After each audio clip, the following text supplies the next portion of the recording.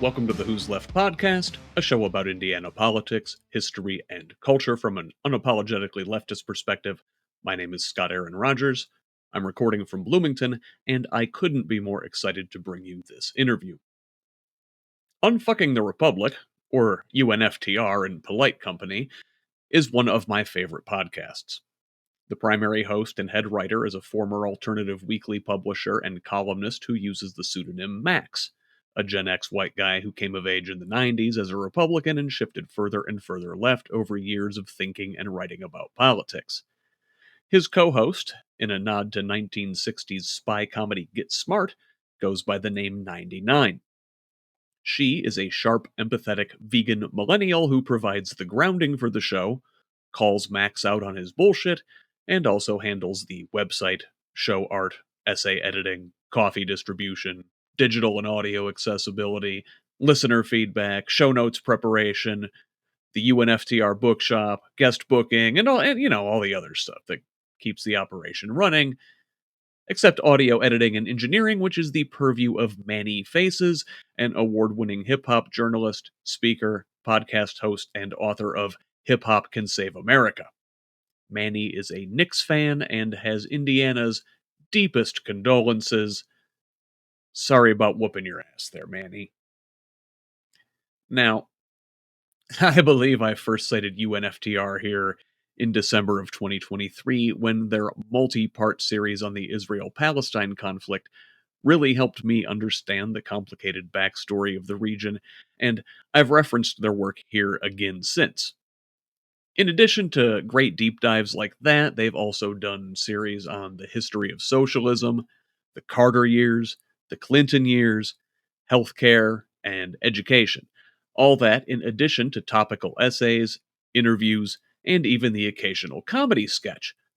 I couldn't recommend them highly enough and hope you'll check them out, though I do give fair warning to any big Pete Buttigieg fans here.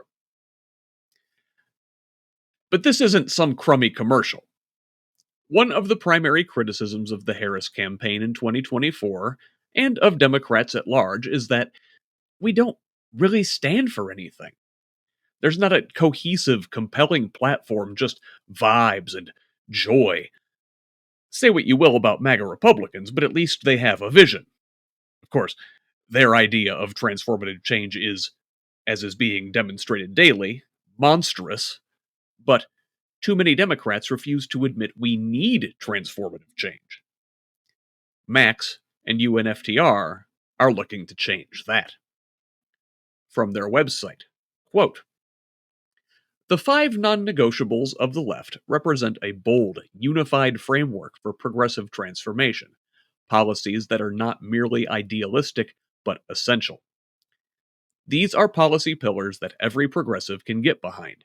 Each one addresses a systemic failure that has left millions behind, and taken together, they form a roadmap for equity, security, and sustainability. These five priorities work together to solve deep systemic problems. Housing, health, labor, democracy, and climate are all linked. This framework meets basic needs first and anticipates future challenges, each pillar strengthening the other, and has the added benefit that each of these policy proposals are incredibly popular. Additionally, at unftr.com/5nn, 99 has assembled an entire curriculum, complete with downloadable PDFs, social media templates, scripts for calling your representatives, and more. Max joins me today for a double stuffed episode where we explore each of the five non negotiables, how they fit together, and how we achieve these goals. Then, we'll start to think about what a state level non negotiables platform might look like here in Indiana and other gerrymandered states. And I've got some homework for you. First, won't you please consider supporting Who's Left with a paid subscription? This is an independent media project. I don't paywall content, and I don't rely on advertising. Only individuals like you keep this thing going. Maybe I could make more money doing things a different way, but it doesn't feel right. So please, If you find value in this work, go to whosleft.us and subscribe at the paid level. It's only $5 a month or $50 a year to help me write more, research more, and organize more. I haven't raised my prices with inflation. Still, not ready for a long term commitment? You can make a one time contribution on Cash App or Venmo. Links are in the show notes. Me and my old body would like to spend less time on construction and more time constructing a better future for Indiana, but I need your financial support to do so. You can also help by liking and sharing on social media, commenting, leaving reviews, providing feedback, and forwarding articles to your people. We are building a community of Hoosiers dedicated to making this state and its government work for all of us, not just the elite few. Follow us on Facebook, Blue Sky, YouTube, and TikTok at Who's Left. And there he is, Max. Welcome to Who's Left Podcast. I am very grateful to be here. I really appreciate the outreach, and I think this is going to be fun. I'm so glad to have you. Just, not to fanboy, but, you guys are one of my favorite podcasts, and I think you're doing really good work out there. I just want to thank you for what you're doing. I appreciate it. And because you've been, reaching out and, frequent, I consider all the guests who work with us as collaborators, because so many of our ideas are inspired, by the feedback that we get. And I've had a chance to dig into your work. And as I told you just before we came on, I think you're doing terrific stuff. And the meat and potatoes of, I think, where we can have the most impact is on these, state and local levels, to really get into the weeds, because that's where the activism really happens. So we can surface all of the big picture ideas that we want, but the work actually gets done on that state level and that local level. And I love what you're doing. I love how you put it together. And again, I'm grateful to be here. Thank you. I really appreciate that. That really means a lot to me. So what I wanted to talk about here tonight is you've been doing quite a big project yourself, and you've introduced what you're calling the 5 non-negotiables for the left. And this is a program of 5 big picture, high level goals for the left, for Democrats, to run on and then to govern on when in power. I think a lot right now, if we look back at last year, right, and the presidential election for certain, you had the Republicans offering their Project 2025 plan. And say what you will about it, it's horrible. It is the roadmap for Christian nationalism. It is an inherently fascist document, but not to get all Big Lebowski here, at least they have an ethos, right? That's right. The Democrats weren't really offering anything. They were just like, well, we're not that guy. So I think moving forward, the left, if we're gonna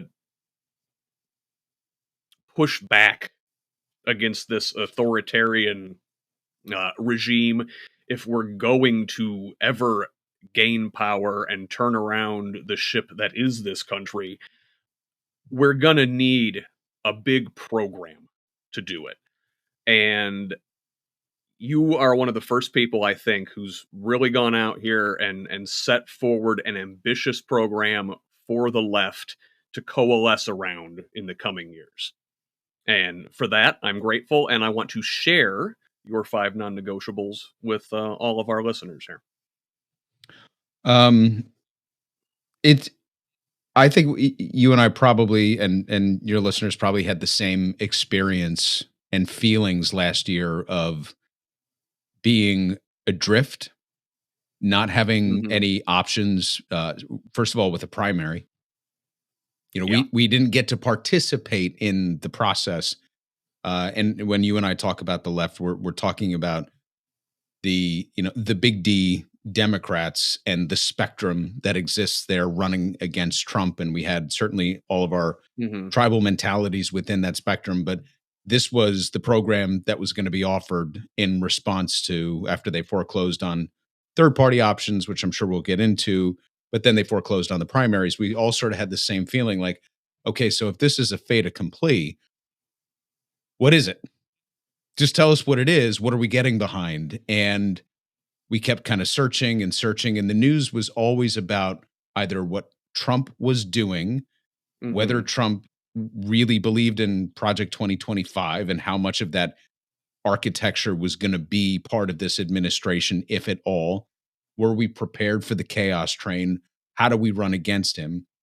And then the news became about Biden's competency, and then it became Mhm. about the lack of a primary effort, and then it became about identifying Harris, and then it was all we got at the end of the day was, well, we are not him, as you say, Yeah.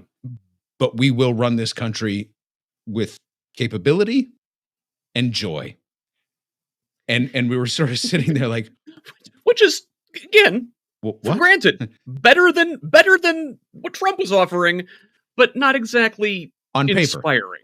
Yeah. Maybe, and maybe that is better on paper. Well, I can't even say that. On paper, I don't even know that if it was better, and I guess in hindsight, we know it wasn't better, on paper or at the polls, because what they were missing was what Trump wasn't missing, which was the fact that the vast majority of the population is living in economic precarity. And Mhm. so that's sort of the baseline.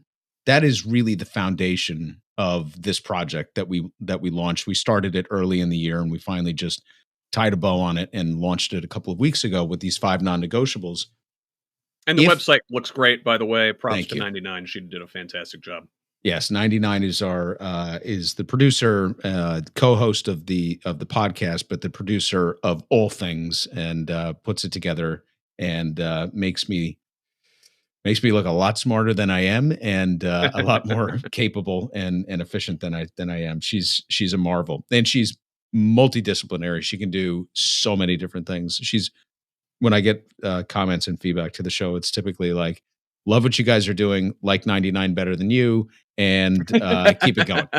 And I accept all of that, not as criticism, but as high praise of her, because she's terrific.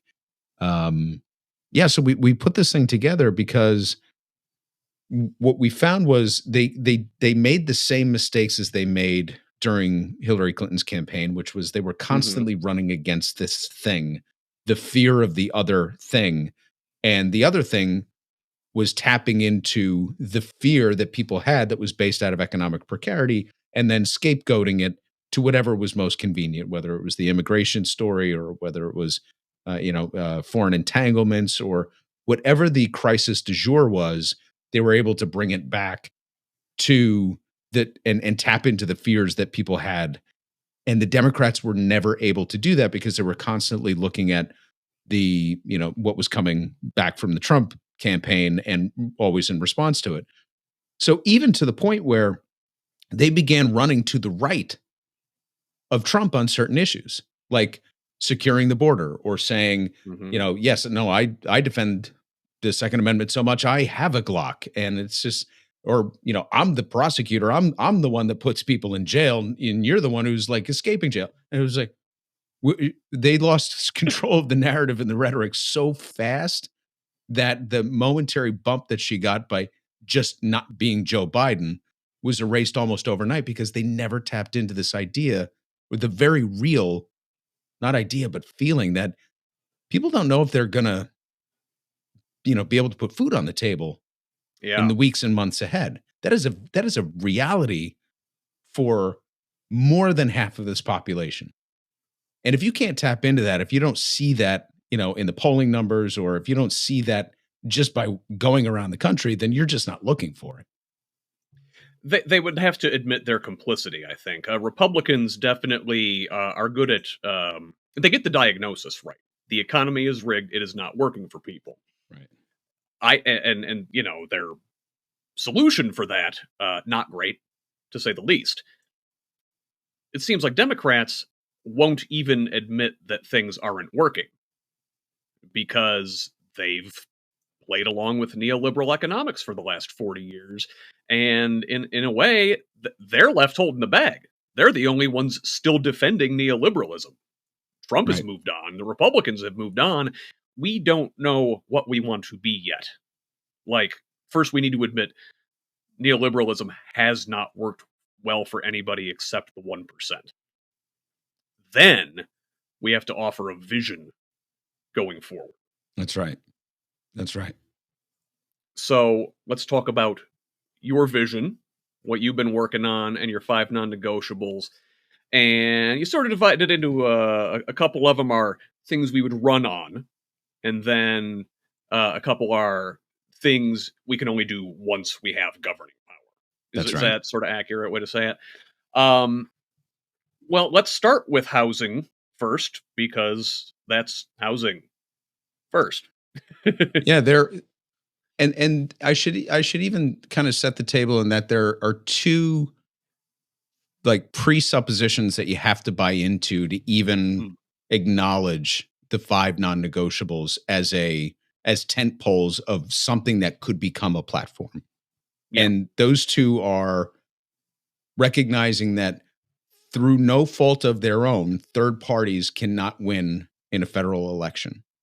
They're simply the options for third parties were foreclosed upon assiduously year after year in a deliberate effort since Ross Perot had a 20% showing in the popular vote that the two major parties came together hmm, and systematically locked it down to prevent any third parties from being able to make a concerted and real effort to take any seat, to the point where not a single congressional seat is held by a third party. Now we have independent senators that caucus with the Democratic Party, but they yeah, run in the Democratic Party. They're not with another formal party and what have you.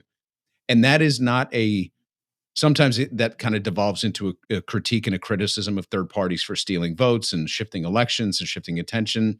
I'm not buying into that at all. What I'm buying into is the fact that they've foreclosed on the options for it.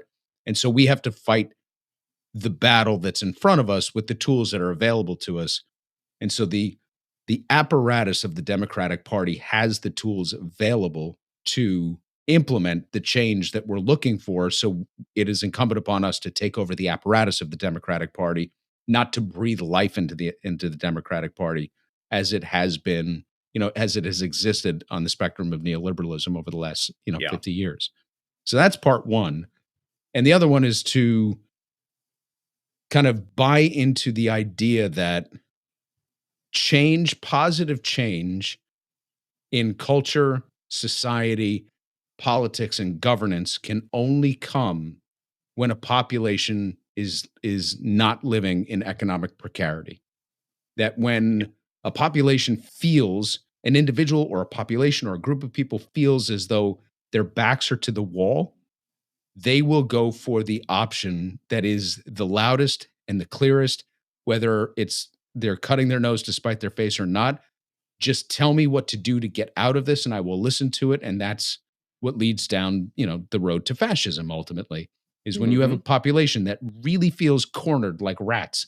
I don't know if I'm going to have a job next week. Don't know if I'll be able to send my kids to school. I don't know if I'll be able to feed my family. I don't know if I'll have a dignified retirement. That is the definition of precarity.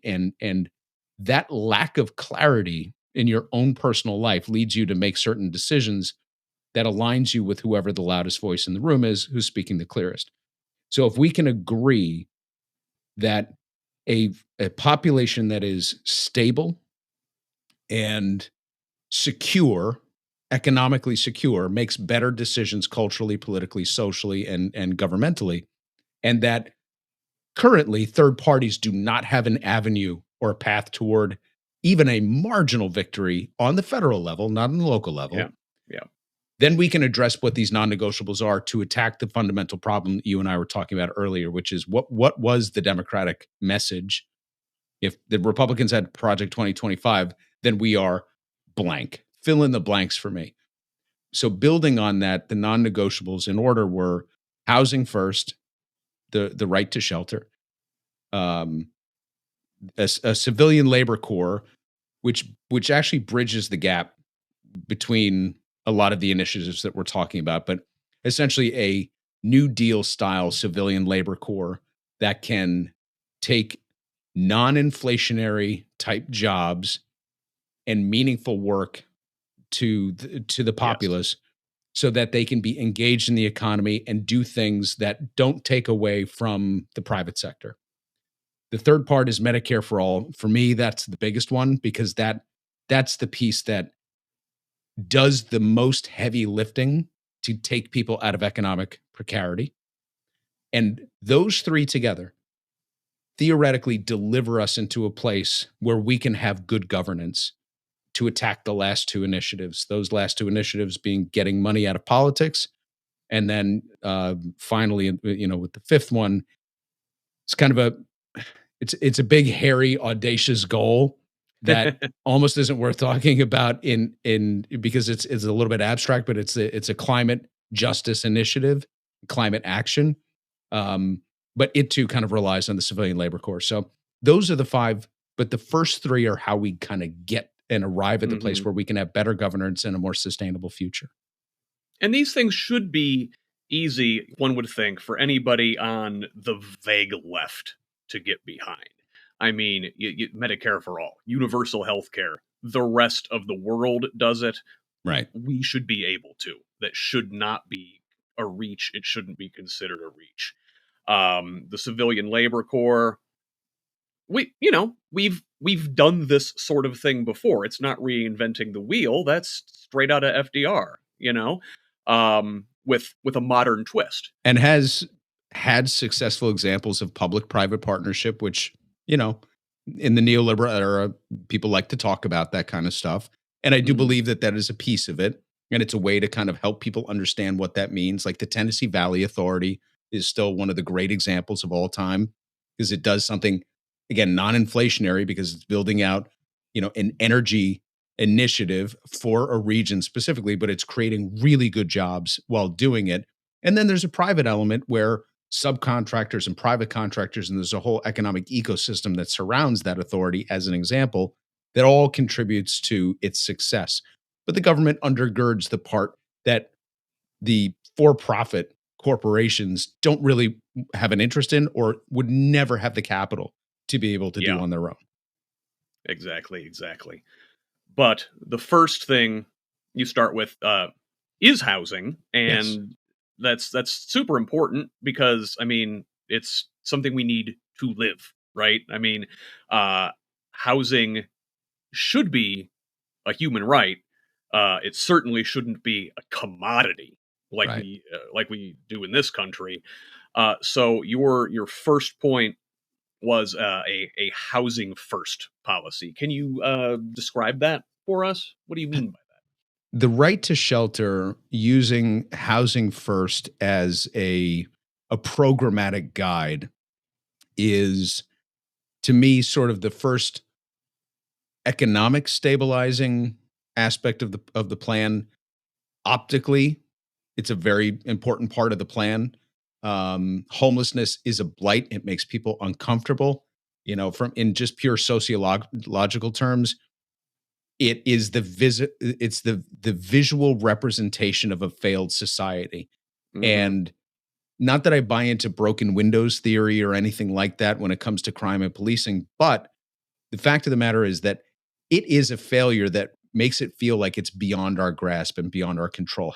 Giving people the right to shelter and making sure that people have a roof over their heads is good economic policy. It's good sociological policy. It's great optics, but it also makes really good economic sense in that Yeah, when you have a population that has fallen through the cracks, they tend to take a disproportionate amount of local services from policing to incarceration to social services, addiction and mental health treatments.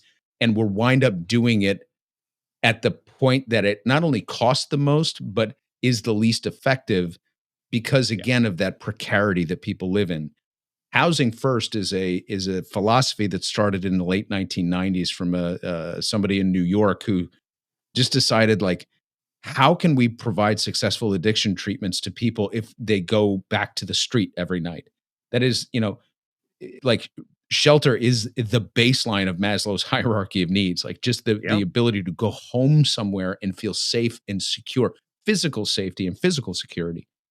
And so he flipped the script and said, because most of the programs, the addiction treatment programs, said that if you wanted housing, you had to get clean, and it was this constant, bad cycle that never really worked out for people. We just kept pouring money after it, money after it.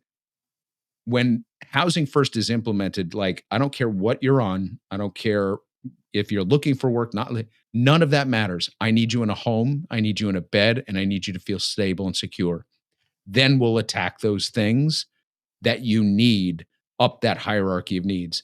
And the results are dramatic. The results speak for themselves. The best implementation of the programs has actually been through the Veterans Administration. The Hmm. VA adopted housing first principles in a number of pilot markets across the country and had phenomenal results with it. So we know it works. Having said that, it does not work in urban areas where housing is at a premium and space is at a premium as well, where they just simply don't have the physical space or inventory to do it. And that's where these problems become incredibly visible. So we do need the federal government to step in and build housing on federal land, again, to get back into the housing business. Just because we didn't do it all that well in the 1970s with urban renewal and with the rollout of HUD doesn't mean that we haven't learned from that and can't do it effectively going forward. So rehabilitating the housing authorities, giving them the funding that they need to properly convert some of the older housing that's falling apart, but then creating new housing where the demand is most significant, is a way for us to attack that piece of the problem while you roll out housing first initiatives in the other markets, the same as the pilot programs that have been successful everywhere we've looked. And you think it would be easy to get on people on board with this because it is more economically responsible, right? It costs less to just put people in homes than it does to house them in jails or police them repeatedly and go through all of the rigmarole. Um, you'd think that like builders and developers would perhaps like to get in on some of that sweet government money that they would be handing out to build these projects. But man, our country has this like Puritan, old Protestant work ethic desire to punish that like outweighs any of that stuff, it seems like you would think the right could get on board with fiscally responsible, but like the urge to punish people and make it a moral failing that you're Right. unhoused has more pull than the savings or the work that we could get out of this. The there's so many iterations of this that we've seen over the generations, from the Puritan ethic that you speak of to the pull yourself up by your own bootstraps kind of Mhm. ethos, to the modern kind of toxic bro culture of shaming people that don't hustle, the Yeah, hustle and hustle grind culture. culture. Yeah.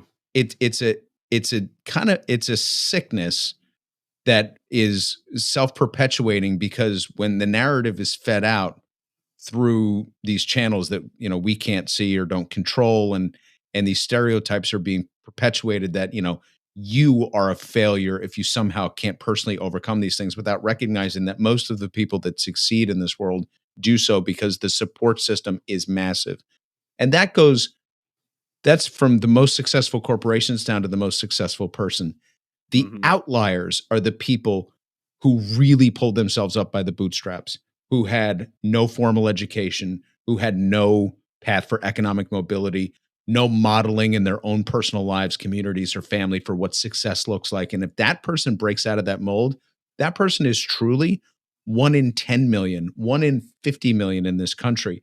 But we hold these people up as sort of the barometer of success, when the people who really do succeed had access to education, to clean water, to streets that were paved, to robust job markets, public education, and they came up through it and said, "Well, I earned every second of what I did, and every dollar that I get, and I don't want to give back to anybody else. And if I could do it, you can do it," without recognizing the structural imbalance in our system.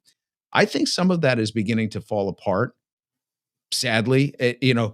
Maybe for our ultimate benefit, but we have to learn some very hard lessons about the type of toxic manosphere capitalist culture that we've just sort of imbued over the last few decades to kind of understand that this is who we've always been. This idea that we are still rugged individualist frontier Mm-hmm. people is just so almost psychotically baked into our own personal narrative, and not only is it almost never been true, it's certainly not been true since World War II.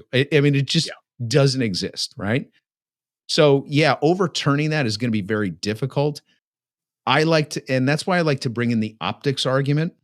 So if I can't convince you on the economic argument, and I can't convince you that these types of policies work because you're always going to see them as a handout, at least Mm-hmm. I can go to your base terribleness and say, well, it's better than stepping over homeless people, right? So I mean, it's like on every level, this is just a good policy. But I think to overcome what you're talking about, we even have to appeal to that sort of level of like, if these people, the unhoused, make you uncomfortable, wouldn't it be better if they were housed? And what do you care if it's out of your way and it winds up actually costing you less money? Sort of like reversing the argument. You know what I mean? Instead of being Yeah. like, this is economically beneficial for everybody. And according to psychologists, the housing first methodology, like, we lost them already. It's Yep. like, Yep. I could take care of the homeless population. We'll get them off the streets. How about that? Great. Sign me up. Yeah. Yeah. Uh, we're talking about this, like, sort of this infrastructure that exists that we all depend on, and sort of take for granted that it's there. I saw a great meme a while back, and it was comparing libertarians to house cats. Like, they think they are this independent creature, a vicious killer, and really they are just completely dependent on the system that is set up, this curated environment that exists to make their life better, and without it, they're powerless. Now, listen, am I And going to be begging at the doorstep of some sort of survivalist on a compound in a ranch up north in Michigan when the world falls apart and there's a civil war? Yeah, maybe, but I'd like not to get there. I'd like not to get there. I'm going to do my best not to get there. and really, like, building more housing units is not just good for the people that are unhoused. It's good for everybody. We can get lots of housing onto the market. It brings costs down for you and I too. Yeah, yeah, absolutely. I mean, you hit the nail on the head. It's just good policy, and we have a housing crisis. We have a unit shortage, without a doubt. And in the places where it's most visible is where it's most shocking. And then again, and I like to when it comes to the housing, I like to stay away from the arguments about, like, let's say, private equity, Hmm. because that's another kind of calling card of in democratic circles of, well, we need to eliminate private equity from housing and this and that. I get it. That's really about 1.5% of the total Mm. marketplace, and so it's actually not fundamental it's not core to the whole problem. The issue is, where do we want to direct our services and our attention toward taking care of our population? And if we kind of think in those terms, the private equity piece, to your point, kind of takes care of itself when housing doesn't become the most bankable for-profit commodity in the country. Like, let's take some of the pressure out of the actual, the capitalist incentives within the housing market without destroying it, and you'll kind of self-correct the problem because it just won't be as enticing to private equity. So stop focusing on the thing that just popped up most recently as a problem, like Airbnb and private equity. I get it. They're problems, but there's a more basic economic and social policies, prescription that can take care of that, to reduce the capitalist pressures that wind up popping up, because there's always going to be somebody trying to take advantage of the market. And I think that's one of the issues on the left. I don't know if you see this in local politics, but we spend so much time creating these boogeymen that are taking advantage of the system, and we want to go after those boogeymen and take, like, yeah, like, let's take to the streets and take down the PE companies. Trust me, the PE companies only go where there's blood in the water. Take the blood out of the water and they'll just move somewhere else, but they're always going to be around. Like let's hit the core issue and stop trying to create new bad guys, because that's how the right gets us distracted in the great distraction machine, especially that is Donald Trump. Yeah, yeah, like an enemy is nice to run against, but really it's just nibbling around the edges. Yeah. And we have to stand for something. So I want everybody to have a house. This is a chicken in every pot. I mean, this goes back to real core American fundamentals that at one time resonated with the population because that population was in economic precarity.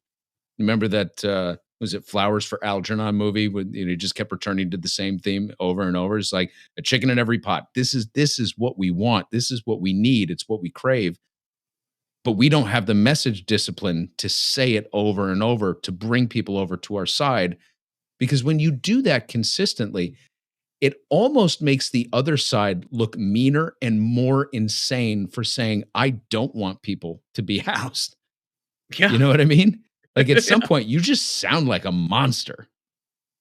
Yeah, exactly, exactly. And it's really it's all about it's manufactured scarcity. It's taking something that should be a human right and making it a commodity and a profit center. And so if you don't mind, along those lines, our healthcare system is sort of the same way. Hmm. And so I'm gonna jump over the civilian labor corps, Sure. come back to that, and tackle Medicare for all right now because I mean we're sort of describing the same dynamic in a way, right? What's so fascinating about this is that it is the heaviest political capital lift and also the easiest thing to implement. Mm-hmm. And that's the piece that I struggle with and why I spent so much time on the particular messaging of that initiative and almost kind of building up to it. And it's because it really is it's the centerpiece. It is the piece that saves the economy the most amount of money. You know, Again, right? It's more economically sound. without a doubt. And because they love to speak in these terms these days, it is the model of efficiency. The model. Medicare is the most efficient delivery system of healthcare coverage, not just here, in the world. We're better, just as Medicare, than all of the other plans in terms of delivering coverage. And that's all we're talking about. It's not delivering healthcare, it's delivering the coverage for healthcare. And the thing that really struck me is, and Bernie had really surfaced these numbers, and they were borne out by all the research and the reporting that we did to build this initiative. Medicare has a 2 to 2.5% administrative cost, to where private insurance has a 13% cost. It is orders of magnitude more efficient at delivering coverage for care. And just by saying everybody has it, the system knows how to take it already. So the mechanism to accept Medicare for all already exists. And so I'm glad you jumped to it, actually. And I probably should have reordered it now that we're doing this out loud. And thank you. It only works in the immediate, though, if the government is prepared to step in and help the displaced middle workers in that management tier and the administrative layer find something new. Some of them would be theoretically absorbed because they know how to process claims. They know how to, help people with customer service and onboard them and explain their benefits.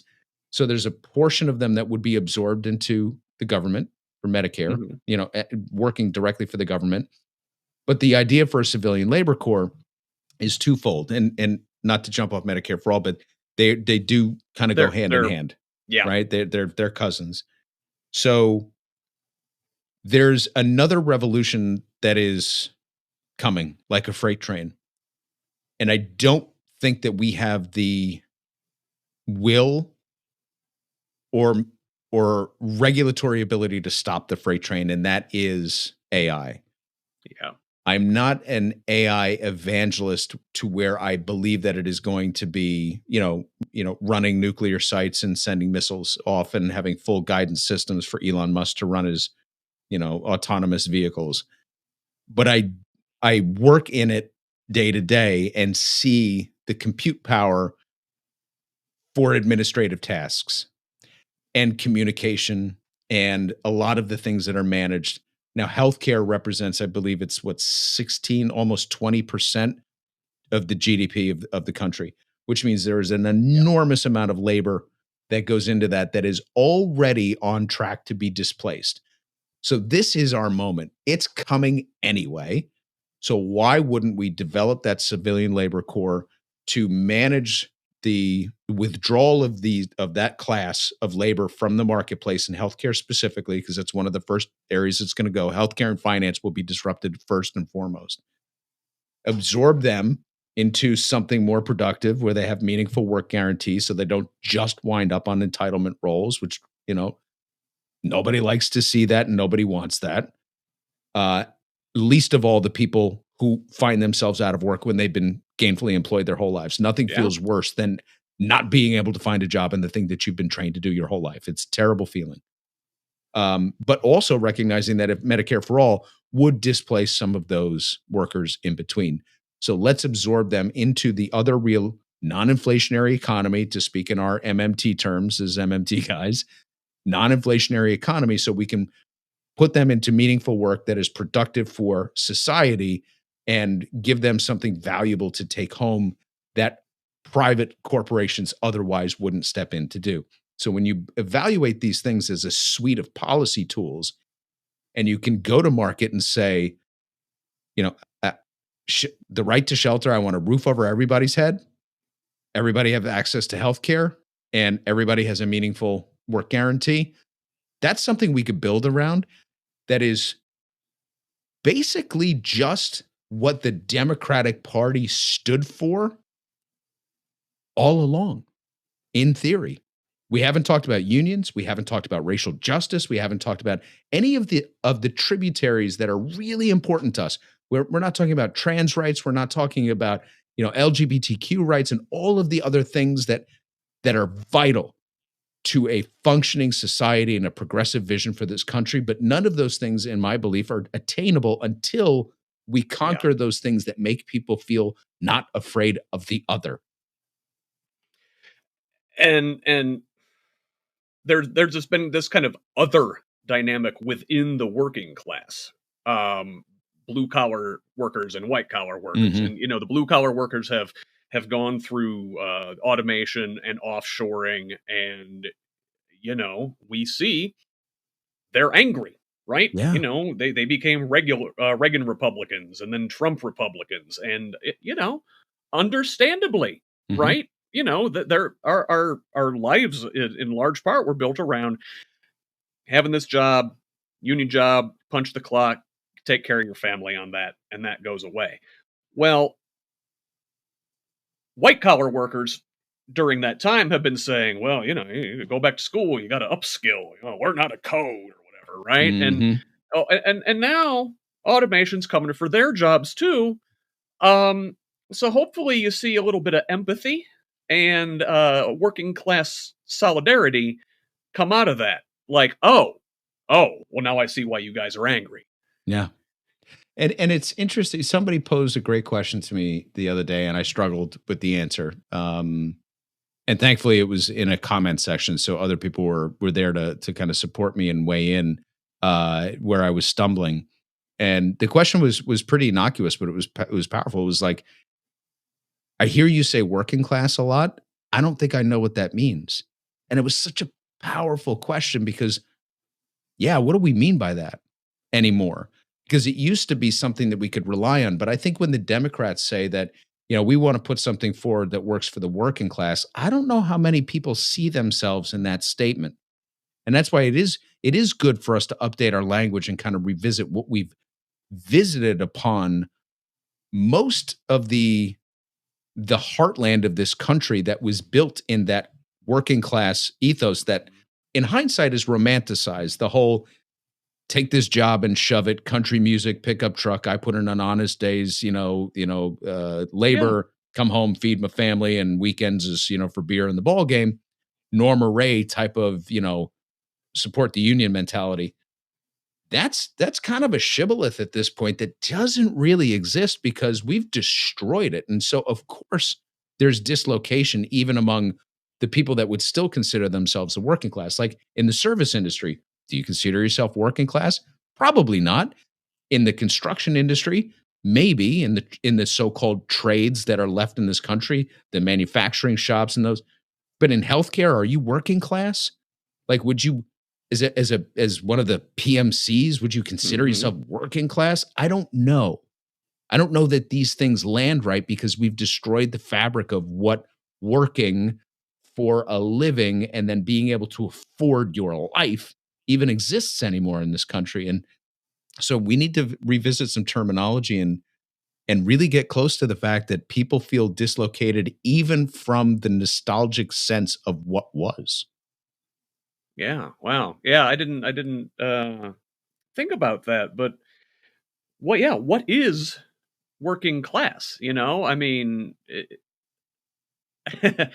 I like to think I've seen the one definition is like, well, do you cash a paycheck or do you write the paycheck? You know, do you go to work and or even work from home and you get your check or your direct deposit or whatever, or are you living off of passive income? You know, are you stocks and bonds and real estate? And Right. I think those are the differences essentially, but yeah, there's a lot of difference within that working class, and it's hard for us to sort of all see ourselves together on one team. And that's where I think Bernie and AOC have done a great job barnstorming the country and using words like oligarchy to explain you don't have to be working class, you don't have to be impoverished, you don't have to be unhoused, you don't have to be, a manager whose job is disappearing to understand that it's us versus them. It's us versus the elites. It's us versus the oligarchy. And that framing might be enough for us to create some momentum, understanding that this idea of working class doesn't really exist in the way that it did in that we can galvanize a quote unquote labor force. I mean, union representation's 11% in this country, and most of Hmm. that is in police unions, teacher unions, service unions, government Yep. unions. Yep. The trades that what we associate typically with the working class that is not unionized any longer unless you're looking at some of the core urban areas. And I could even tell you in New York, union trades in New York are still very active. They still carry a lot of weight. They still but they get around them a lot. Yeah. The builders and the real estate developer, they get around them a lot. But what they were successful in doing is, at a minimum, creating a base wage for everybody, whether Yes. you're in the Yes. trades or you're not. So to the extent that they helped create that living standard for what construction could earn, prevailing wage is really the greatest victory that they've won for most of the government related contracts, because you can't build anything without some level of at least mezzanine financing or construction loans or financing that has some sort of IDA or authority attached to it. So most construction here is prevailing wage, but the sub trades aren't, union Yeah. anymore. They're being governed by them. They're being, overseen by them. And my whole point of going into that diatribe is because I know you're in construction and you see like day to day, like if they can get around the trades and the union trade, they will every step of the way. Oh And yeah. when it comes to it, even when they're doing it, the thing that they've done the best at is keeping that prevailing wage, so that you can have an honest day's trade and make a living. But how many of us is that anymore? So I don't know. The framing of the us versus the oligarchy, I think, is why they're finding success with it. And just the Democrats' response to it from Alyssa Slotkin and the others of saying, well, that Ugh. doesn't make any sense. That doesn't feel good. Nobody understands that. Stop. Mhm. Stop patronizing us. We know exactly what Bernie means when he says the oligarchy. We know it. We don't need to be pandered to by these Ezra Klein types that are talking about the abundance economy. Stop. Give me a job. And Yeah. I know this is I'm off on all these diatribes here, but Please, one of the that's what most we're here for, man. one of the most interesting stories that when we did I think it was a 6-part series on the history of socialisms, of European socialism, and then the last piece was talking about the American version of socialism with Eugene Debs. But going back before that, I think in Eugene the Debs, Hoosier, by the way. oh, we're gonna get to him because I am so excited to talk about Terre Haute now that I'm actually in Indiana's house. Although Scott, we didn't start off by addressing the elephant in the room, which is when is this going to air for you? Uh, like next Tuesday, probably after the series is over and Yeah, Raymond is there we go. crying. Yes. Yeah. So I stopped following basketball a long time ago. I bleed Mets orange and blue. It's really all I care about. As you get older, you have fewer things that you have time to care about in life. So I love progressive politics. I love my family and I love the New York Mets. That being said, it's pretty cool that the Knicks are where they are, and you guys are just derailing all of it. And so, f you and all the Hoosiers, because it's 3-1 as of this recording, and I'm guessing that this Yeah. isn't going to end well for us. Probably not, but I'm sure the league would like to see the get a couple more games out of the Knicks. Oh, definitely, definitely. Yeah, they are not looking forward to an Indiana Oklahoma City final. So the story that I was going to tell that I think I learned so much from was there was two like defining moments in the history of what we would consider socialism as the bridge to communism, and that was the Paris Commune in the 1780s, and the experiment before that, and I don't remember the exact time, but I think it was I can't remember when it was, but it was Robert Owen's New Harmony Yes. settlement, right? And New Harmony fell apart because the people that came there to be part of it were fleeing economic precarity and depression and had a chance to take ownership in this thing that was New Harmony. Everybody had a role, everybody had ownership, and it was a communal effort. And it fell apart within just a matter of a couple of years, even though he funded it, financed it, built it, and grew it. Because what he didn't anticipate and the lesson that he took from it was most people just want a job. They want to know that their labor has a value and that value, the surplus value that they take home, can provide them with a life outside of work. Yeah. That to me was a really powerful lesson because these people were, in theory, as an experiment, underwritten full ownership of a fully functioning communal industrial society. And they punted. They didn't want it. And the lesson I take from that is people want to feel good Yeah. about earning and providing and living. And it's not, like I was I was with a really interesting one of the best nights that I've had speaking to a group of 20 young people, all cut from the same cloth, all young Republicans. It was almost like an informal version of Jubilee where they were just pounding me on democratic socialism. And I was expressing to them that the sense of pride and ownership that comes from your labor being valued is way more important. That opportunity for a meaningful work guarantee is way more important than the 2 or 3% of people that will take advantage of the so-called system, the Reagan style welfare Mhm. queens, that whole trope. There are people that are always going to skirt the system and try to get away with something, take shortcuts. If you focus all your attention on them rather than the vast majority of the population that wants to provide for their family and have a great weekend, then you're missing the point of what it is to be a functioning society. It's just that right now, we've got like 50, 60% of our population that doesn't feel that safety and that security and that they have a moment to, I mean, I don't know about you, but like most of my time not doing this is spent thinking about how far behind I am in achieving my financial goals so that I can have security and freedom for my entire family. That's how most of my thoughts are occupied. Is it if it's not in the front of my mind, it's in the back of my mind Yeah. somewhere. And I'm good. Like I'm doing okay. I think that just most people live in that type of precarity where it is all consuming. And that if you said to them, I'm going to give you some money and you don't have to do anything, or I'm going to give you a little more money, but you got to do a lot for it. People take the, I want to work for it. I want to earn. I want to feel valued. I want to be a Yeah. valuable contributor to society.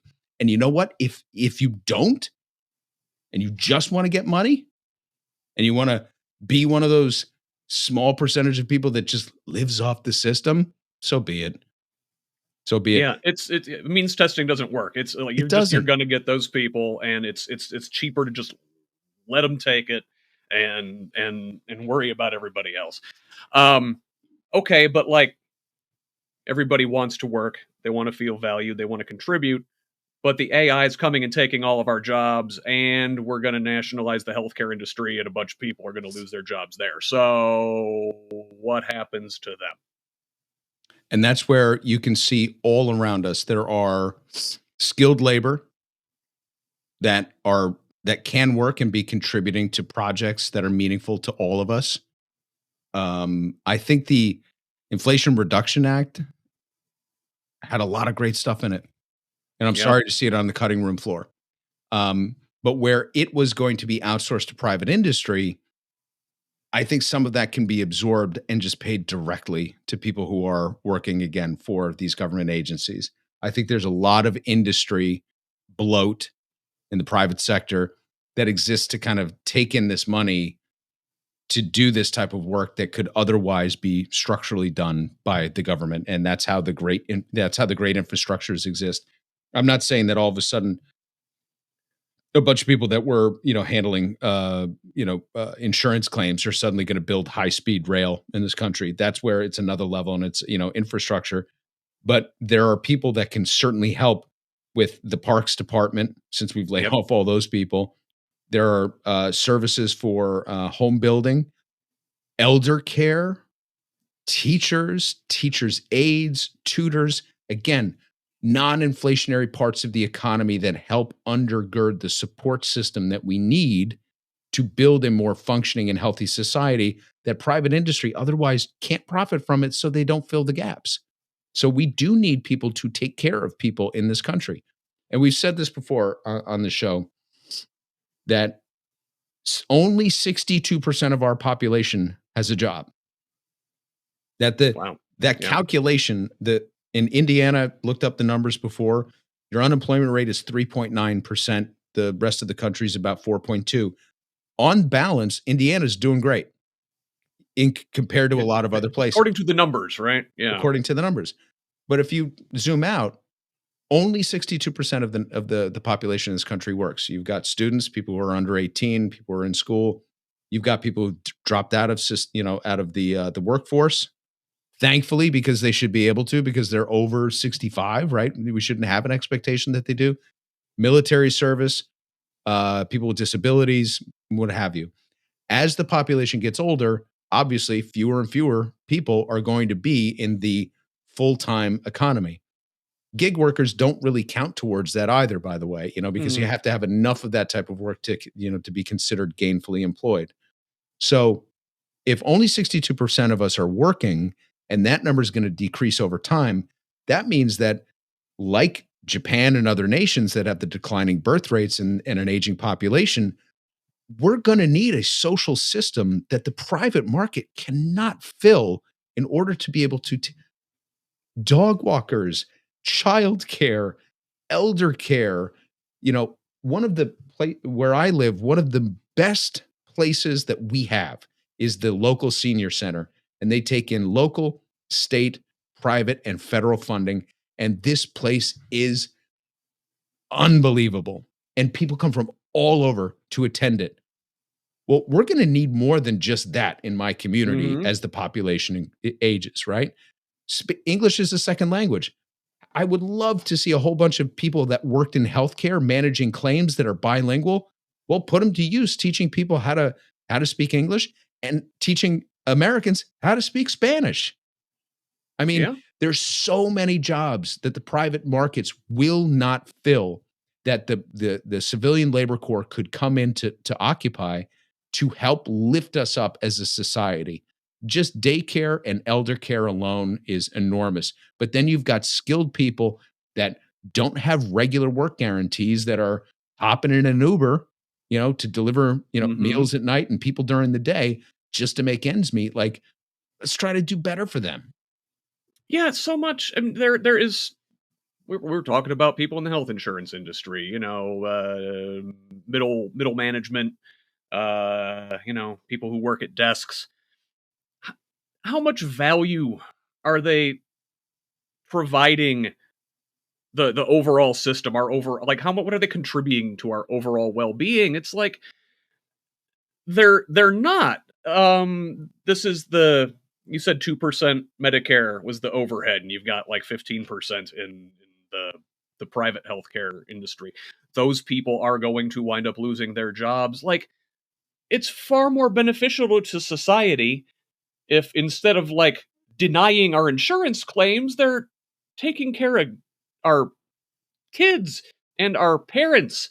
And we need, like you said, we need those things, and the market does a terrible job. Like there's never enough childcare. It's ridiculously expensive. Mhm. It's you might as well, if you can afford to, stay home with your kid because it's about the same. You're just spending your whole salary that you make working in that other job to pay for the child care. And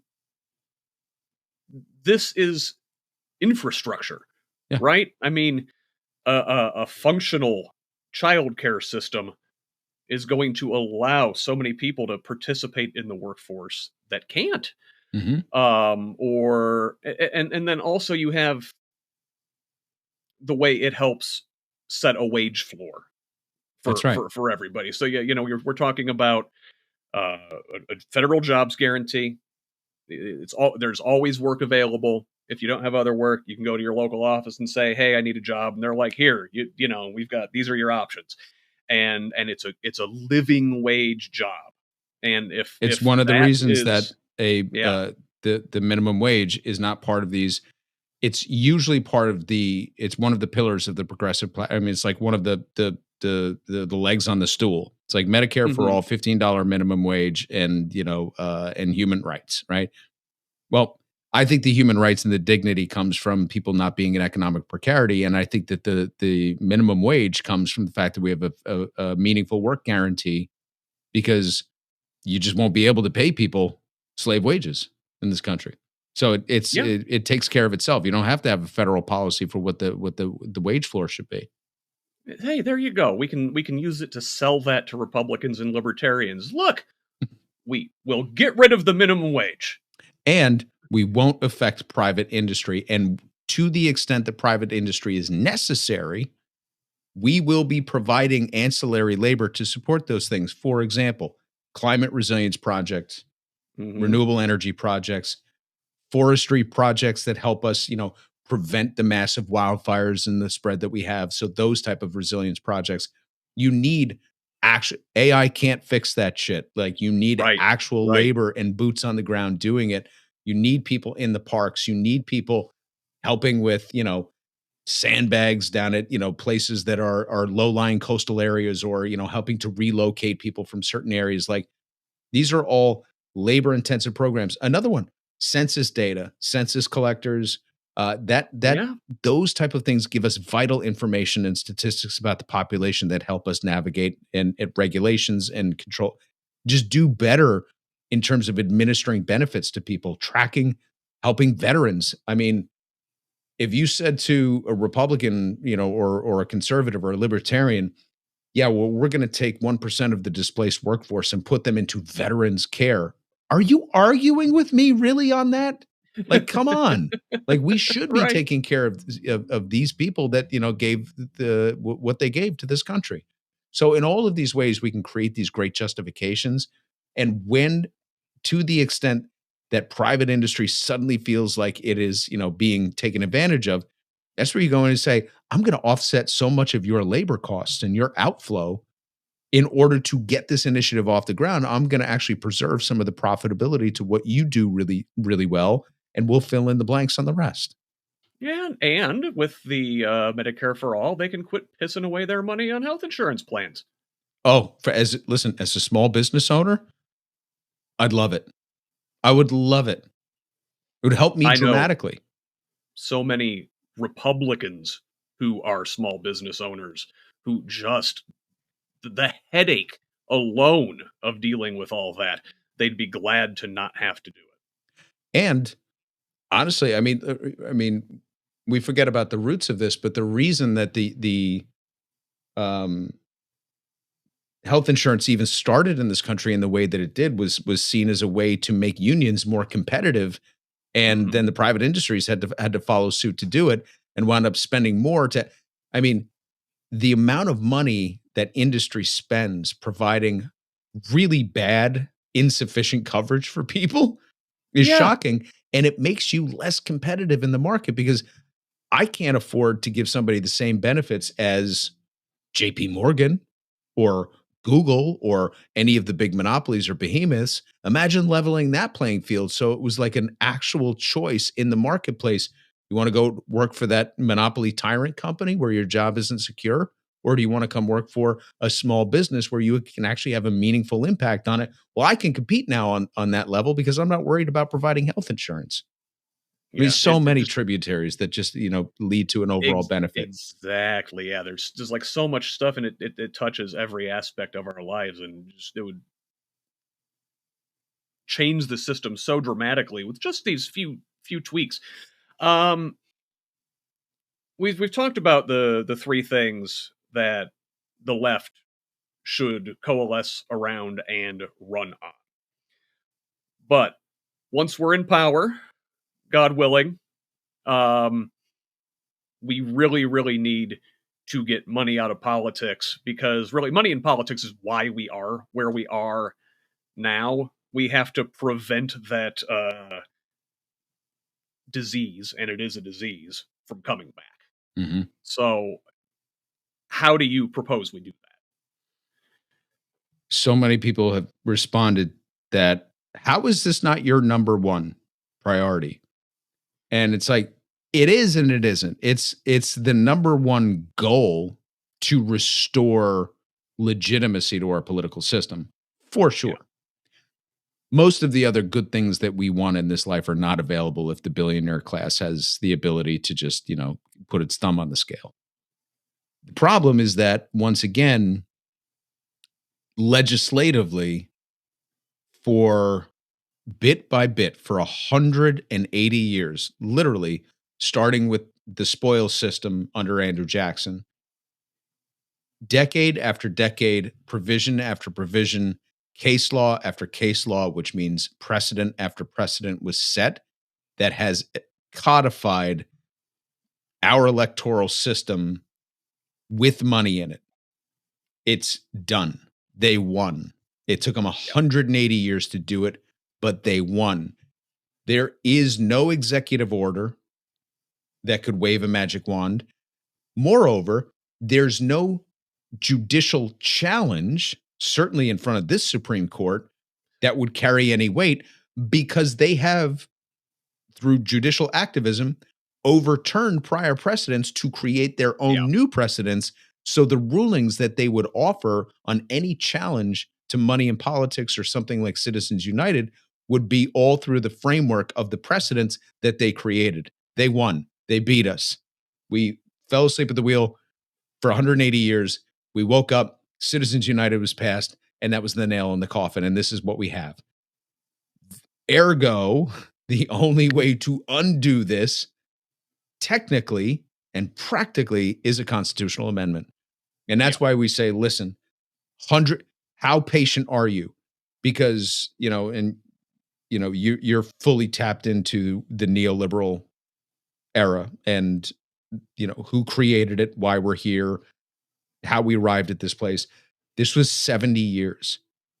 Yep. Project 2025 was the reveal, it was the capstone plan. But they wrote it down the whole way. They had a blueprint, they had a Oh, yeah. framework that they worked within, and they went after the legal profession, they went after education, they went after healthcare, every pillar of society, government, you name it. They went after it. They had a plan. They implemented the plan. Project 2025 is the capstone. This is the situation that we're in. If you are not prepared for a generational or multi-generational fight to reverse the tide and make things better and learn from our mistakes in the past, then you're not really committed to this fight. So my contention is that 180 years to get something done, it's going to take us 20 years to unwind it because we're going to need to overturn this Supreme Court and Hmm. have the legislative authority to propose an amendment that would then have to be ratified by 35 states. The lift here is huge. And I don't think people appreciate it because they're very glib and they're like, well, if you don't get money out of politics, yeah, I agree. This is the only way, literally the only way to do it.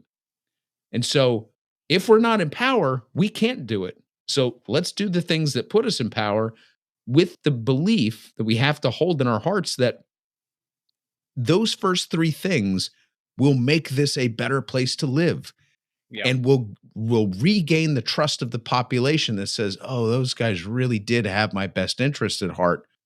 And the people want the money out of politics for sure. It's the Everybody Supreme Court now that's our across the barrier. spectrum. Yeah. That's it. And so, the way we've said it is, and it sounds really Pollyanna-ish, and I know it because I say it out loud and I hear myself saying it, and I want to punch myself in the face. But if we can take over the Democratic Party apparatus to restore the faith in our ability to govern with progressive values, it will uplift the population. We will do better. We will not be in precarity, and it will give us the ability to direct our politics back into democratic means, starting with getting money out of politics. And you need the legislation, you need the amendment, you need the buy-in from the majority of, because it is beyond the filibuster rules. You would actually need a super Yeah. majority, three quarters of Congress to do that. The amount of political will that we would need from the base of the population pushing up is tremendous. Years of education, years of demands, years of taking to the streets, years of overthrowing people that weren't going our way, years of turning the legislature over to get to a point where we know we could pass it there. And then you got to get the states on board. And then and only then can we have a constitutional amendment, because otherwise you're waiting out a very young court, a Yeah. very young Yeah. court. This court can be in power for the rest of your life and my life. Oh boy, that's scary. Yeah. That is scary. Another, 40 years of Amy Coney Barrett. Yeah.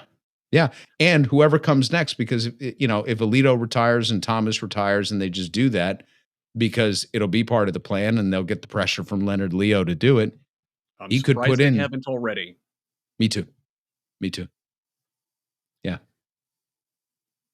But I mean, you set this up so well, though. You're talking about, having this foundation, those first three non-negotiables. These are our big, popular things that are going to demonstrate to the people that, we can govern well, that we can deliver.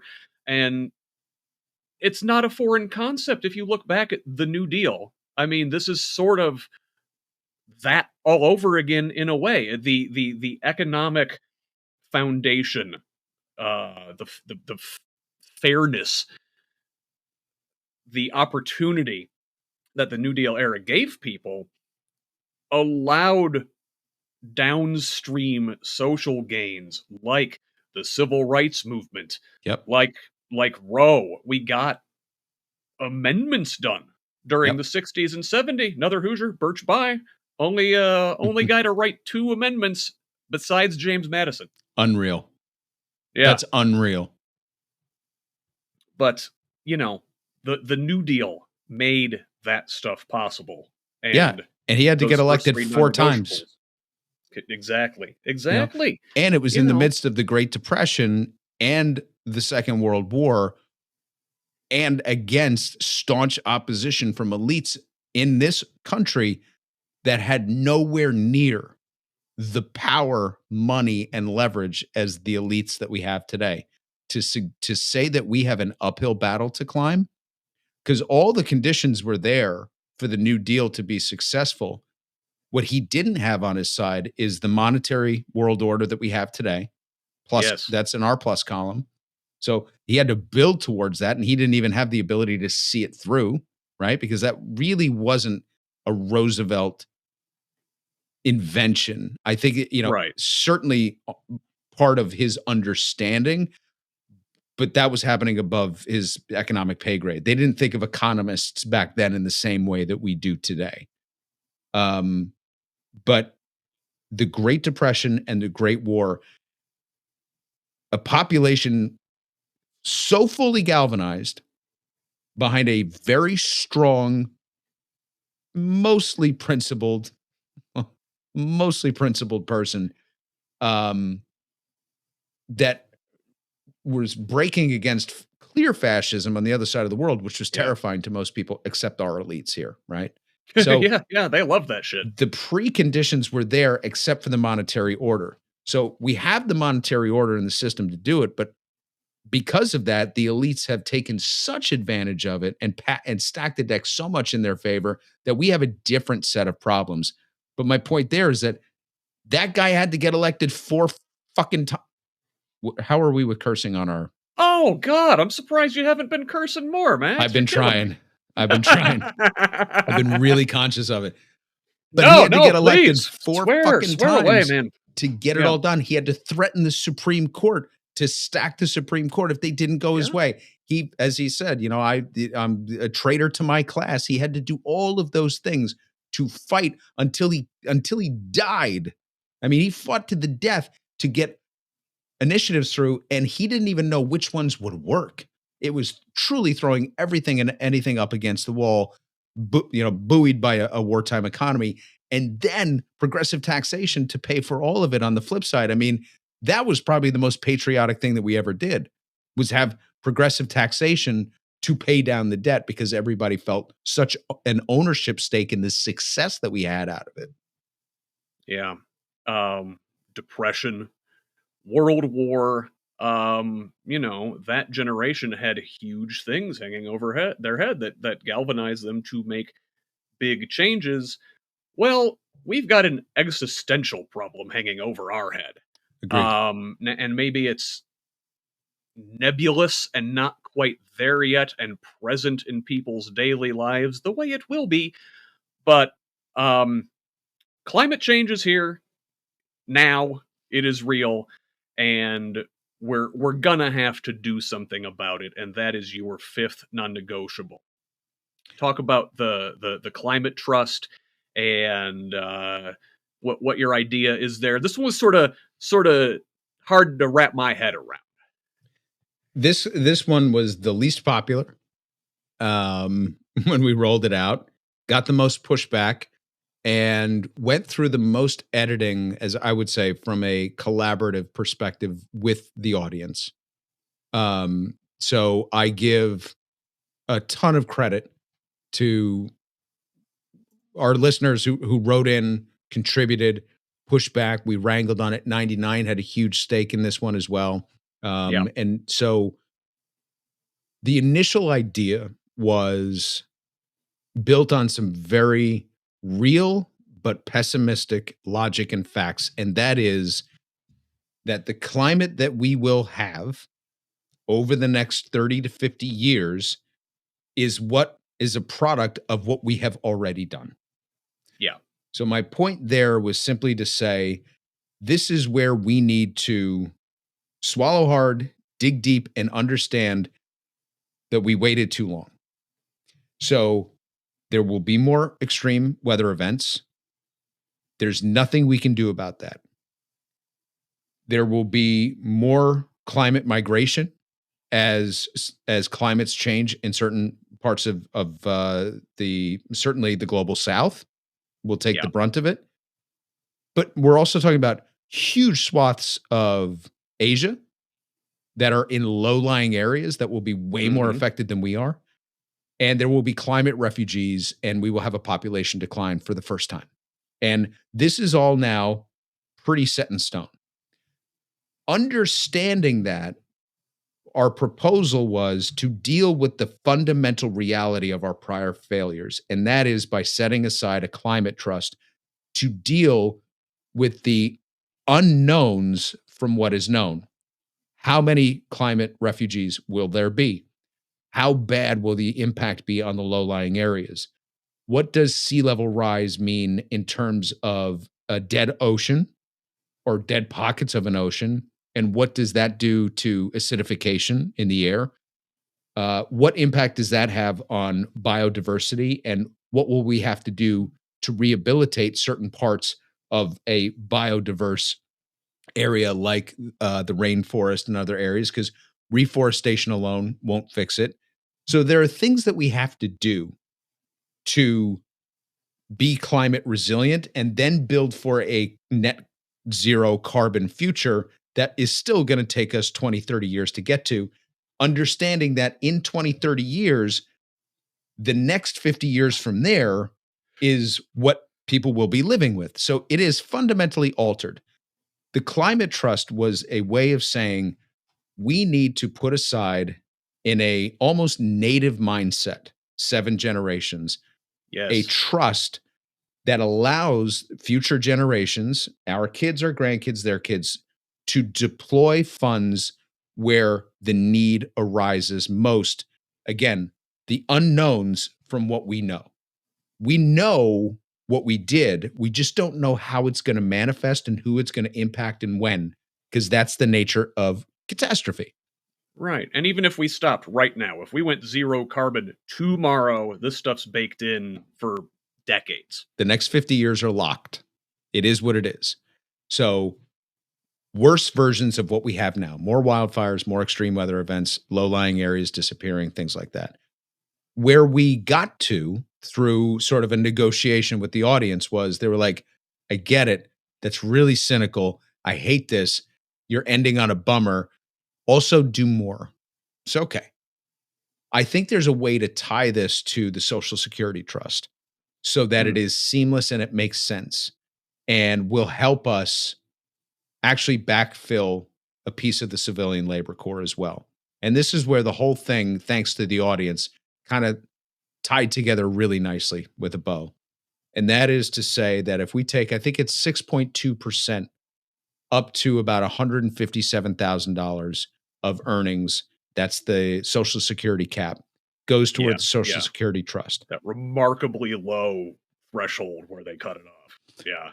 And so, if when it was proposed, it covered, I think, something like 90 or 92% of all wages in the country, now it covers something like 80%, and that's declining. Yeah. That's why the Social Security Trust isn't funded in perpetuity, is because we're not taking money from the entire wage base. And Elon Musk, for example, I think stops paying into it 7 minutes into the new year every year, right? Jeez. It's just insane. So below the cap and make that just it's 6.2% goes into a trust. And up to earnings of $400,000, it goes into the Social Security Trust. Household income above $400,000 and then thereafter adjusted for inflation on an Yeah. index, that same 6.2% would go into the climate trust. My idea originally was to lock up the trust for 20 years so that it could accumulate and that the worst effects of climate change could be dealt with by the next generation, sort of as like a cynical punishment to say, you fucking blew it. Now you don't get the money. That's the part that people really hated the most. So it's putting aside upwards of, I think it was like $230 billion a year, every year, into that climate trust, letting that grow and accrue, but letting the legislature tap into it for disaster relief or certain very, very specific instances for climate refugees, climate resilience projects, not to fund renewable energy or net zero initiatives, but truly the rainy day fund. Because remember, insurance companies are pulling up stakes all across the countries, Oh yeah. right? So, and all of those budgets are falling back on the states that cannot afford to underwrite this stuff.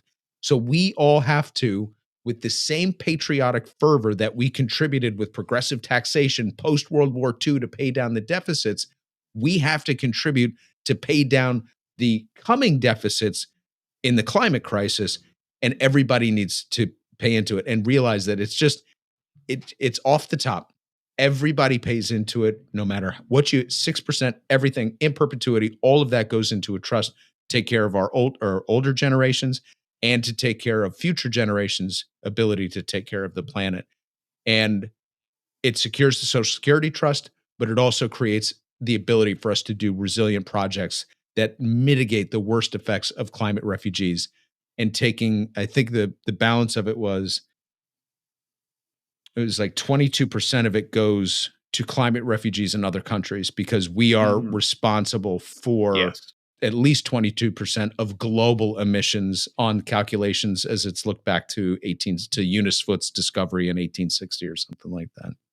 Yeah, yeah, yeah. And if you take this leader of the free world shit seriously, right? And we've talked big game, and it's mostly just been talk for the last 80 years. But it turns out a lot of us actually believed it and take this thing seriously. So if you really want to be a leader in this world going forward, you have to be accountable, right? And so we say, yeah, we contributed a disproportionate share to the carbon in the atmosphere, and therefore climate change is, a lot our fault.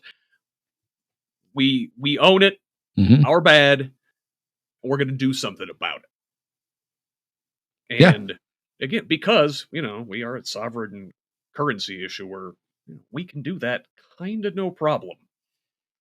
Yeah. And again, the idea behind MMT, the core idea is that as a sovereign currency issuer, that also has the benefit of still being the reserve currency of the world, which means we are always artificially pumping more money into our treasury by people buying our debt than every other nation and every settlement happening in dollar denominations. It just means that we have an additional leg up. There is no currency big enough, strong enough, deep enough, stable enough in the world, and there won't be for decades to take us as the world's reserve currency. Republicans love to say, well, if you do that, then we won't be we're going to be the world's reserve currency for the next generation at a minimum. There might be some others that take over more of a regional significance, but we're still going to be the foundation of the global economy. And that means that we will have the ability to run these type of deficits. The killer, as MMT puts forward, is inflation. When it's Yeah. inflationary on the population and then the money is devalued over time, then it becomes a self-fulfilling prophecy that your debt will overtake what your ability to actually pay it back. But as it stands right now, we can get our deficit. We can start forgiving some of our own debt because it's our fucking debt. Like there's financial engineering that we can do to actually relieve ourselves of a little bit of this burden, and we can do it systematically over many years without shocking the system. Also, we can just kind of get the treasury back to foundation, where people believe in it, and reduce those the cost of the 10-year treasury note so that it's less expensive to manage our debt. And if we just reduce the overall size of the budget by doing things like Medicare for all, increasing taxation so we put more money in people's pockets and don't compete against the private sector for things that are non-inflationary, you can cool the whole thing down over time. Right now, we are running massive deficits because we're destroying the revenue base because we Yeah. refuse to tax the population, and it's creating this artificial bubble of debt. And once he destroyed the faith in our ability to pay our debt, well, that's when that's when MMT goes a little off kilter, because it does have certain fundamentals that are important. I do worry about that, and that's one of the things I was going to ask. So if Trump completely ruins our economic system to such the point that the dollar ceases to be the world reserve currency, does our whole plan kind of go to shit?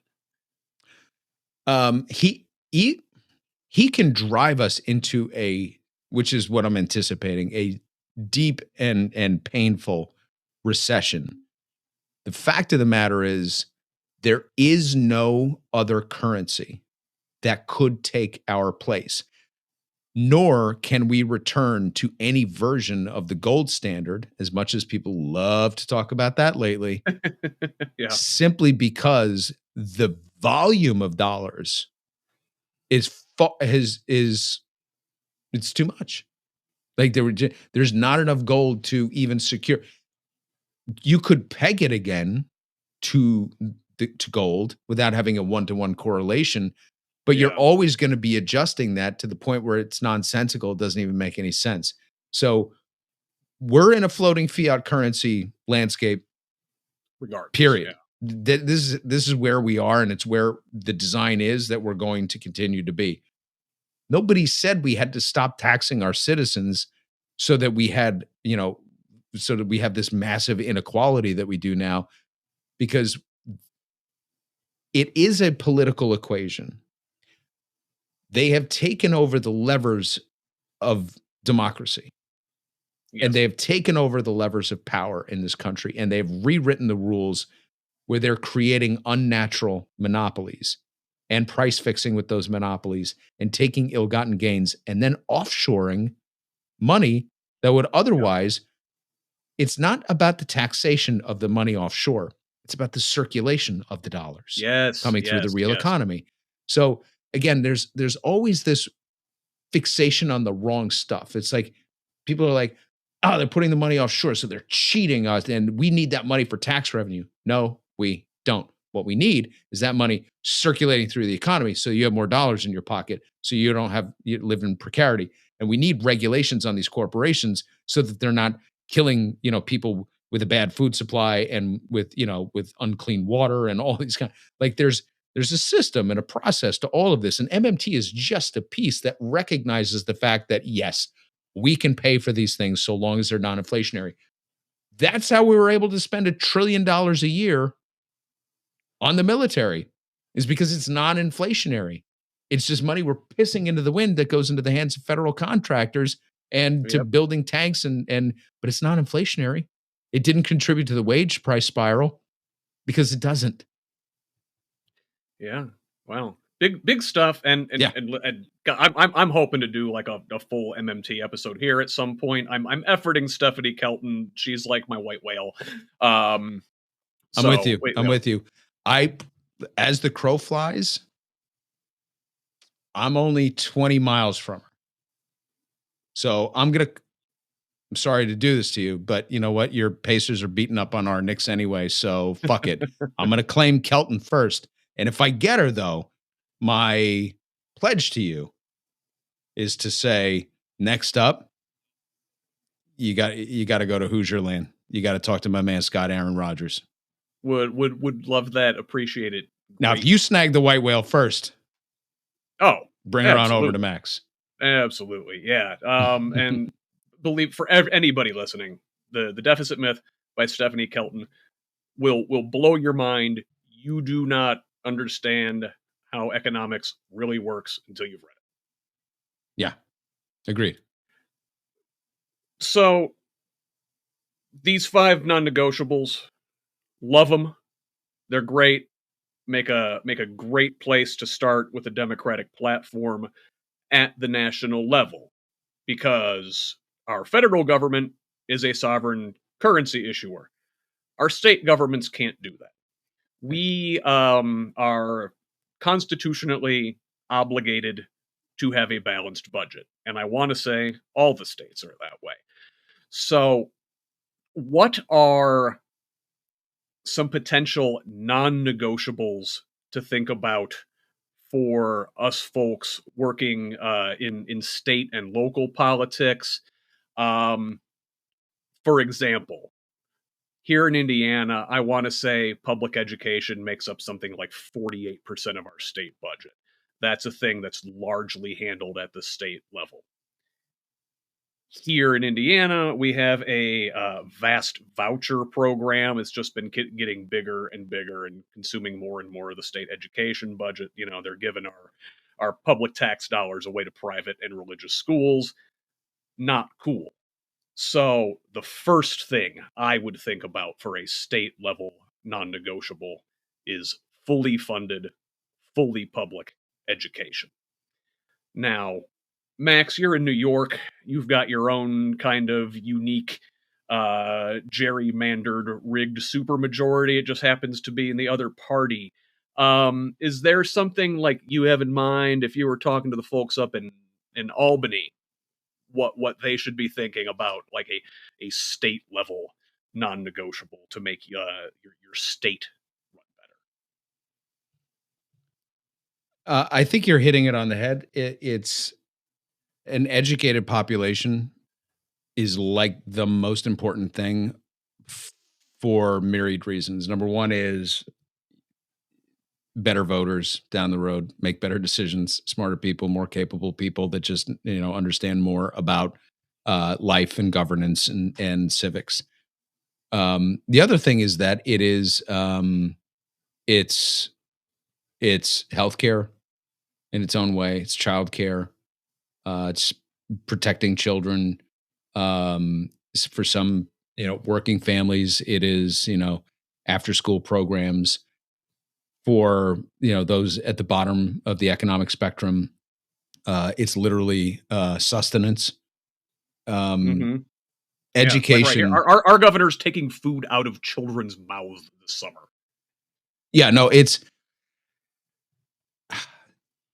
education, but finding that one thing within it. Fighting the voucher Hmm. system is really difficult right now. And fighting the parochial school, the gains of parochial schools. Thank goodness that even the Supreme Court decided that no, that's not okay to fund them on a national level. But um, the voucher mentality is difficult to tackle because public education in this country was set up wrong from day one. It is a Mm-hmm. very difficult argument to suggest to somebody that when their school district is failing, that they shouldn't have quote unquote school choice. Yeah, yeah. Um, and because we rolled it out as inefficiently as we did, it is a massive problem. I would say that on the horizon, Indiana is interesting. As I was looking at your figures, there's an there's an argument to be made that you're going to take longer to pull across to any sort of blue missions because your manufacturing base is actually real. Like you actually have a real manufacturing base, and We do.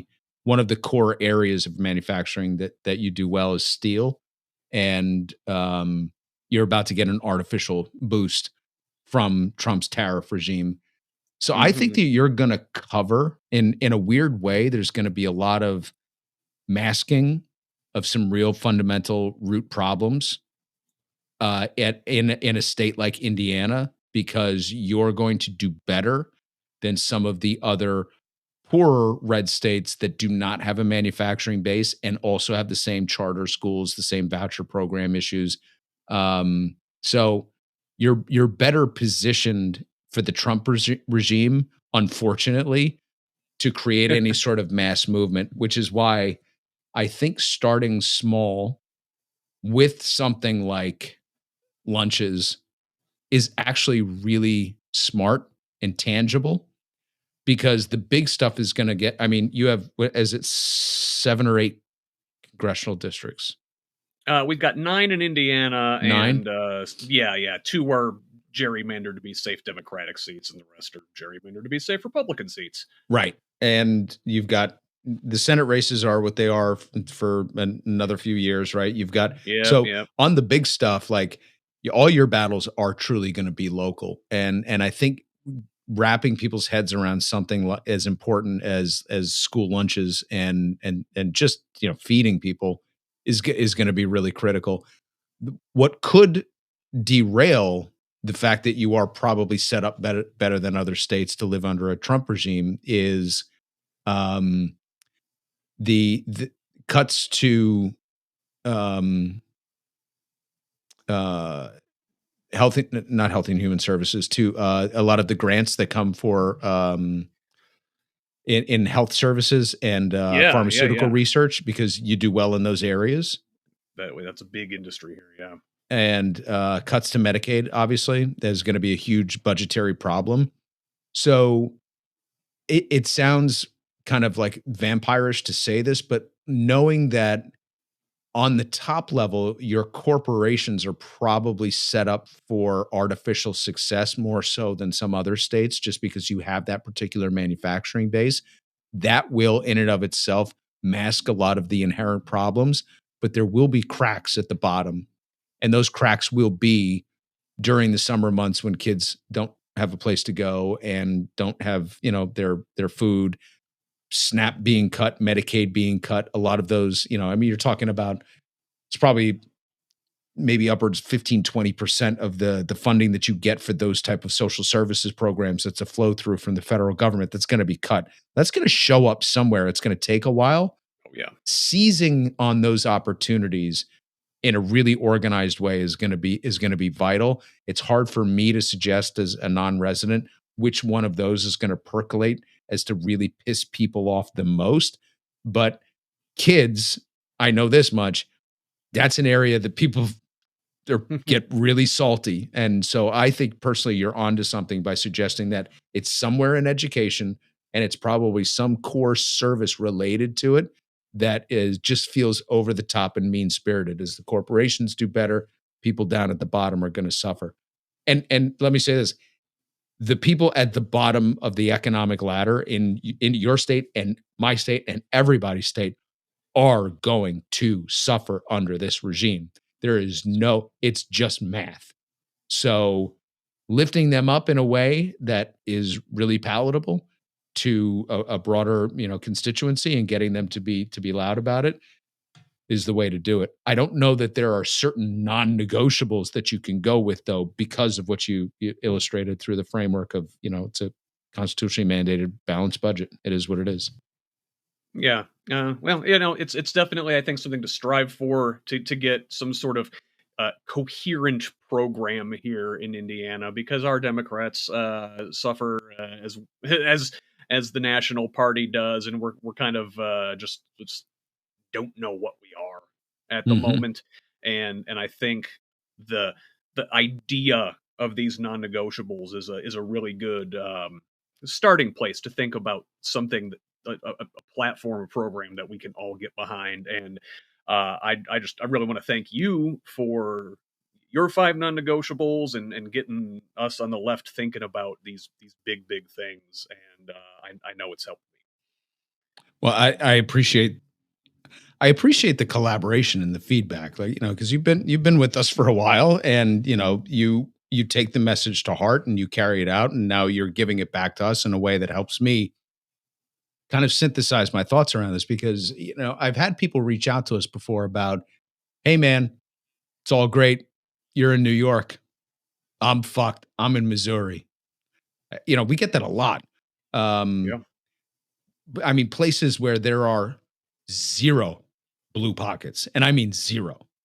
There's just people that are just like, I don't know what to do, or I'm a long haul driver, but I got to go back. I take 1 week a month, and I'm back in Alabama. It is what it is. I see good stuff in the rest of the country. I come home and I can't have it. It's nice that you can dream in New York, but we can't.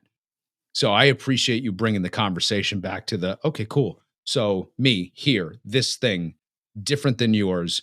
How do I wrap my mind around it? These are the conversations that I feel like we're not having enough of. So, so thank you. Just thank you. Yeah. Thank you. And hey, we need some more red state and especially Indiana unfuckers in the Discord. Where can those folks find out more about you? Yeah, anybody listening in Indiana, if you're digging it, come to unftr.com. If you go to unftr.com/5NN for 5 non-negotiables, you'll be able to see the full platform. One way to get involved is that there are downloadable PDFs for each one of the non-negotiables. We have downloadable social assets that you can share directly from the platform, all 99 inventions that were really cool. There's links to all the videos that you can share really easily. We tried to create and turn it into sort of a curriculum of sorts where people can Hmm. read through it at their leisure, watch the videos, listen to the podcast if they're audio listeners instead, or audio learners, and then to be able to share these assets once they feel comfortable talking about them, and to join our Discord. If you go to unftr.com/discord, you'll get an invitation to come into the Discord, become a member there. We have hundreds of our listeners in there just chatting it up.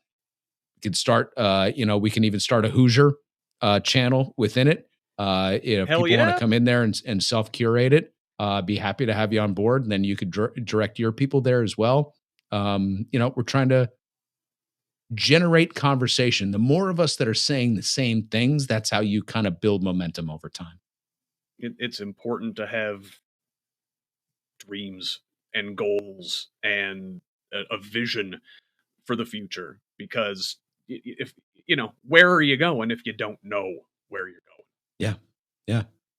Yeah. And, you Matt, and I yeah, think are similarly minded where we've been all about you can't know where you're going if you don't know where you've been. So a lot of what we've done over the years, because I read your stuff online and it's education. It's like, it's solving some mysteries for people who wake up one day and they're like, I'm fucked. How did I get here? All right, yeah, cool. You asked the question. Let's take this ride together. And now that a lot of us are in this place, to your point, it's like, okay, so now what? Where I get it, cool. I wrap my head around the problem and how we got here. Thank you for diagnosing it. Now let's prescribe. Let's go forward. excellent. Yeah, thank you for setting a good framework for us, Max. Appreciate all you do. Give our love to Max in 99, and thanks so much for joining me here tonight. Thanks for the time. Once again, that was Max from Unfucking the Republic talking about his 5 non-negotiables for the left. I'm hoping Democrats at all levels can coalesce behind an ambitious progressive agenda like this one, and I invite you to join us in building a movement around it. I encourage anyone interested in this project of joining the UNFTR Discord server and joining the Indiana Hive. Unlike other podcast communities, their Discord is not behind a paywall, though I do wholeheartedly encourage you to become a paid member or contribute to their tip jar. Toward the end of our discussion, Max and I began to brainstorm what a state-level non-negotiables platform would look like. And that's your homework for this week. I'll have thoughts in Friday's essay. Then this weekend, I'll be back with an all-new panel of guests on Who's Left This Week. That airs live every Sunday morning at 10:30 a.m. Eastern on the Project Next Media Network, YouTube, Facebook Live, and Twitch. Links in the show notes. It's a lot of fun if you haven't had a chance to check us out yet. I bring together panelists from the Democratic Socialist left to Never Trump conservatives, and we look at the week's headlines from around Indiana and beyond. We'll also dive into one big topic and throw in a few jokes for good measure. Hope to see you there in the comments, but feel free to reach out before then. My email is scott@whosleft.us. Thanks again to Max, with special shoutouts to 99 and Manny. Once again, their website is unftr.com. My website is whosleft.us, where you'll find every episode and article we've ever published. Please consider a paid subscription while you're there. I'm also on Facebook, Blue Sky, YouTube, and TikTok at Who's Left, or on most other social media sites at ScottRodge78. Hit me up with your feedback, tips, ideas, and concerns. Please forward the show to a friend and have them pass it on. Let's keep building this project and a truly democratic state, one conversation at a time. Until the next one, this has been the Who's Left podcast. I'm Scott Aaron Rogers. Love each other, Indiana.